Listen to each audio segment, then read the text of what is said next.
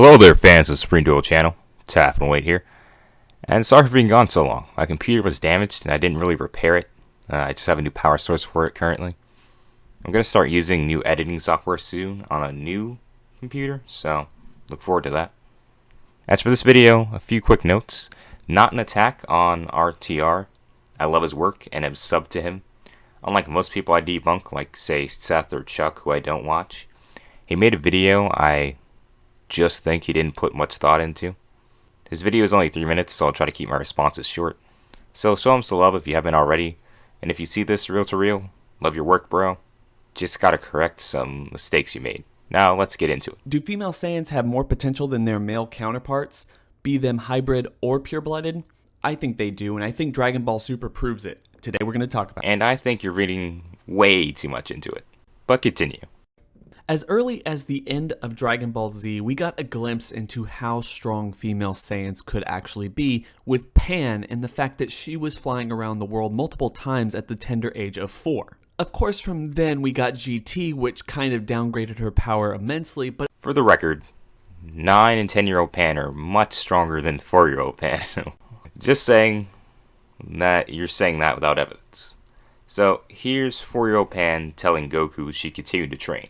And also, the Strength of Pan video is still coming, I promise. it would take us 15 years in order to understand just how powerful female Super Saiyans could be in terms of their male counterparts. Dragon Ball Super started off pretty tame with its introduction of female Saiyans, being that Pan was the first and only one that we got for a long majority of the show's runtime. But even then, we got to see a lot of her power being on display, stuff that we didn't get to see throughout the majority of Dragon Ball when it came to other hybrid Saiyans or pure-blooded Saiyans like Goku, Vegeta, Gohan, Goten, and Trunks in both the present and future timelines. Yes, the story has shown that those characters have great amount of power and a lot of potential, but they never really expressed it with the ease that Pan seemed to do. This wasn't something that Goku could do as a kid. This is something that he had to fight for in his fight with Piccolo and actually how to learn to fly. And in almost the same situation, Gohan had to train with Piccolo for an intense amount of time in order to learn how to fly, and Goten couldn't even teach himself how to fly without Gohan's help. This wasn't just regulated for Pan. It wasn't about her potential or just simply being related to Gohan. Using the Bunkuno Jutsu technique doesn't really correlate to power though. Like, at all. You could argue that it's a skill feat maybe, but not strength. Keep in mind that Goten couldn't fly, as you mentioned, and he couldn't even properly control his own ki. Yet at age 7, he was infinitely stronger than Gohan was at age 7.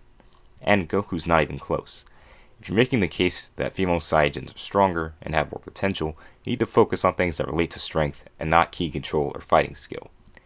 You're going to reference Caulifla and Kale in a second, and Caulifla was caught off guard by the after image technique, a move much more basic than flying. Yet again, Caulifla is much stronger than Baby Pan. I also think you're not taking into account a lot of Pan's scenes are intended to be gags, like when she's hurting Trunks. This seems to be something that we're seeing with female Super Saiyans throughout the entirety of the series. Yes, a lot of people hated Kale and Caulifla for what they consider ass pulls of their power, bringing out... You mean we can verify that these are ass pulls due to the ton of contradictions between how they achieve Super Saiyan and how it was previously established in the franchise more than 20 years ago? Super Saiyan Berserk, and Super Saiyan 2 with almost no trouble, and even talking about going Super Saiyan 3 very quickly during the Tournament of Power. No, that didn't happen, but I don't think that their transformations were in fact ass pulls. As I already said, Pan's potential was put on mere display throughout the entirety of Dragon Ball Super, and it wouldn't be that much of a stretch in my opinion to make it clear that female Super Saiyans are actually more powerful than their male counterparts. I'd say that it's definitely a stretch, and to justify it, you're borderlining mental gymnastics. You're making an argument from ignorance. X is true because there's no proof X is false. Because the female Saiyajins have been presented as strong, all female Saiyajins must be strong and stronger than their male counterparts at that. But hopefully by the end of this video you see why your conclusion is flawed due to your flawed initial premise. It's made very clear from the introduction of both those characters that they have more potential than Kaba or anybody else on the Sadala Force. So it didn't really strike me as weird when they started getting transformations very quickly. A couple of problems here. First, you claim that they have more potential than everyone on Sadala.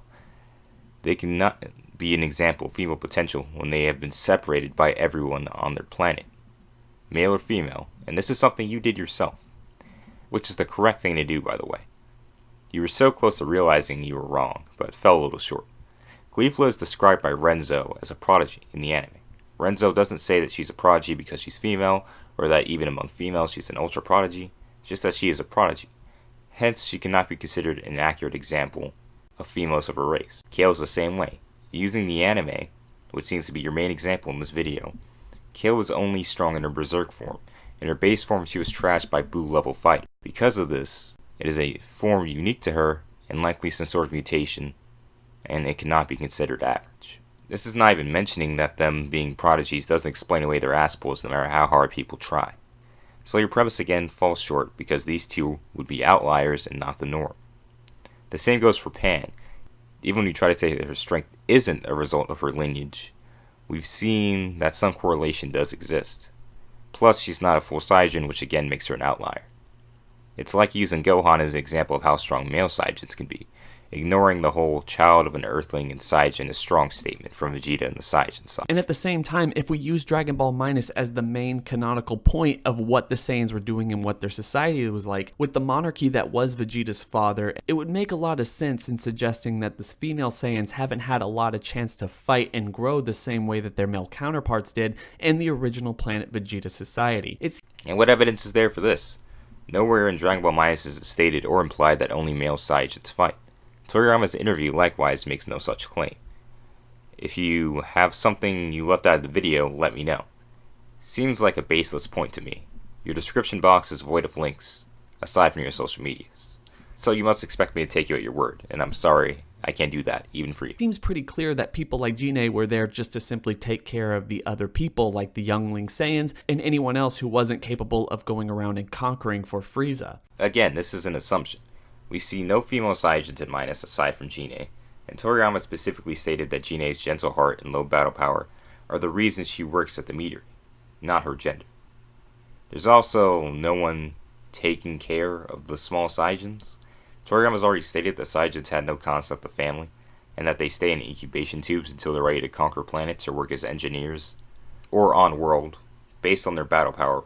Again, tell me and tell us what you know that we don't. So what if the Saiyans allowed their female counterparts to actually go head-to-head with them in actual fights? You mean what we've always assumed and hasn't been contradicted, even by Minus? By Akira Toriyama's own words, Gine fought and only stopped due to being bad at it. From this, we can assume that most, if not all, female Saiyajins were also on planet-conquering squads. Any assertion they didn't is again an argument from ignorance. Would they have more potential, or are Pan, Kale, and Caulifla's characters just simply ass pulls for the sake of showing off power? I think that Dragon Ball Kale and Caulifla are ass pulls in the anime, Pan is a gag character in the anime, and they are not representative of the Saiyajin race as a whole, let alone the female Saiyajin. Super did enough throughout its runtime to literally prove that the females just have more potential in general from birth than their male counterparts, and the fact that we never got to see males or females actually fight together in Toriyama's version of the show, it makes it clear that this might be a simple in-joke that he's gearing up towards if Dragon Ball Super ever comes back. Hope everyone enjoyed the video. Do not forget to like, comment, and subscribe. Hit that bell over by the subscriber button to notify you every single time I upload. It's been real. And you ended the video with more assumptions. Now, like I said at the beginning, I like Reel to Reel. I think he makes some great content. He just dropped the ball here. Like, he managed to catch the Hail Mary pass and ended up in his own end zone somehow. Every point he made had almost no basis in any part of the Dragon Ball franchise. It's outright contradicted by the Bardock special and the original anime, which is why a bulk of his argument is taken up by Dragon Ball Minus, where no female Saiyajins beyond Gine are shown, and the DBS anime where ass pulls reign supreme. So to put it simply, and debunk his points one more time, there's no reason to think the female Saiyajins have more potential. Such a pivotal plot point would have been mentioned. Vegeta manages to mention that he thinks Super Saiyan Berserk might be a Saiyajin's true form, but no mention from the resident Planet Vegeta expert that females tend to be stronger, or from Caulifla, Kale, or Kaba, all of whom are still living on a thriving planet Sadala filled with female Saiyajins. He uses Caulifla, Kale, and Pan as examples of potential, which fall flat because they're not the average, which he would need to prove his point. They are a prodigy, a mutant, and a hybrid, respectively. This is again like using Vegeta, Broly, and Gohan as examples of male Saiyajin, even though they're the exception and not the rule. So consider this video debunked. As always, you can find the links to the interviews used in this video in the description box, along with a link to an English translation of Dragon Ball Minus so you can read it for yourself, even though you shouldn't because Minus is terrible. I'm going to start doing a lot of debunks again, and we'll start trying out more complex editing software to improve the overall video quality like I have with the audio. And be sure to check out videos that I have coming out similar to the topic that he covered, such as the final video we will do on Caulifla and Kale, the strength of Pan, and a redo of why the Saiyajins are actually a weak race. Be sure to check the description box for our social medias in order to get updates on videos and the progress we're making on them, what's going on with equipment and whatnot. Join my Discord if you want to talk to me about Dragon Ball and even debate me like Chuck the Cybercuck attempted to. Hit the subscribe button if you're new, turn on the bell for notifications, and hit the like button if you enjoyed. Comment to tell me your thoughts, and I'll catch you guys later. This has been TAF 108 of the Supreme Duo channel, reminding you to keep GT strong and stay supreme.